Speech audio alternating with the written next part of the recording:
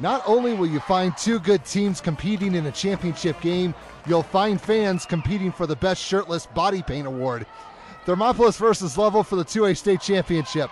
First quarter, Lovell wearing the blue. Amanda Shumway almost lost it, but at the last second, she found Jody Walker, and she'll score on a turnaround J. That's how the Lady Bulldogs will get on the scoreboard first, leading 2-0. This is the fourth time these two teams have hooked up this season, so by now, Thermopolis knows what works and what does not. Dana Bajoras knows that threes are something that works. She scored 10 points in the game, and Lady Bobcats take a 3-2 advantage. The defending state champs knew what they were doing as well, even if they had to shoot the ball a little bit closer. Walker drains an 18-footer to prove my point, and that would put her team back on top by a count of 4-3. They would take the tough shots when they had to. Erin Robertson has a couple of defenders in her face on this highlight. She had a little luck on her side as she'll get the roll for 2 of her 11 points, and her team has the score doubled up at 6-3.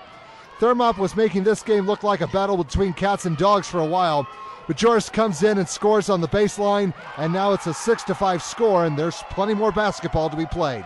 And at times, Lady Bobcats had each other's backs. That three finds nothing but air, but Desi Rangel will get her own three in a different way. It was her only points of the game, but her team is back on top, 8-7. They had the momentum so far and were finding ways to get inside. Here's a pretty easy bucket by Sierra Schmidt, and Thermopolis had to feel pretty good with a 12-7 advantage after the first 8 minutes. Second quarter, Lovell would get to work on their comeback. Leanne Winterholler gives it up, gets it back, and scores for the Lady Bulldogs. That's a start. They're still down 14-10. Let's get the big score in here. That would be Amanda Shumway. She'll take the lob and lead all scorers with 17 points, and the refs give her one more try. The three-point play makes it a 14-13 contest. Of course, what good is a comeback if you don't take the lead?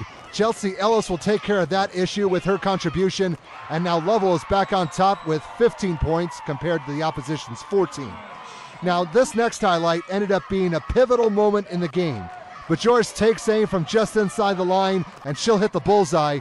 The Lady Bobcats lead 17-15 with about 2.5 minutes to go before the break. Remember that now. The Lady Bulldogs would stick to their game plan, and it involved Shumway to a degree. She'll kiss one off the glass for another 2 and tie this game up at 17 points apiece. Shumway was doing her job in more than one way.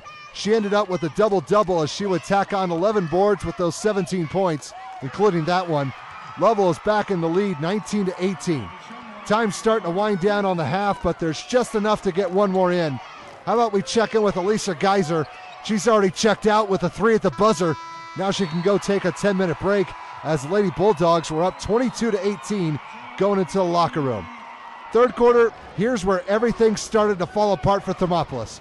First, Robertson would somehow get very wide open underneath, and Lovell was now up 24-18. The score would slowly start to swell, which was good for one team and bad for the other. I'll let you guess. Walker gets inside for another bucket, and her team has a 9-point edge. It's 29-20. For the game, the Lady Bulldogs ended up shooting 46%, which is pretty good when a state title is on the line. Here's another swisher by Shumway as her team would take control, up 33-21 going into the final 8 minutes. A fourth quarter, I'm sure you're wondering, where are the highlights for Lady Bobcats? I'll tell you after Winterholler buries this 3 for the opposition. Okay, remember when it was 17-15 with 2.5 minutes before halftime? Well, the Lady Bobcats did not make one field goal for the rest of the game from that point on. They managed only 4 points in the entire second half, all of which came from the free throw line.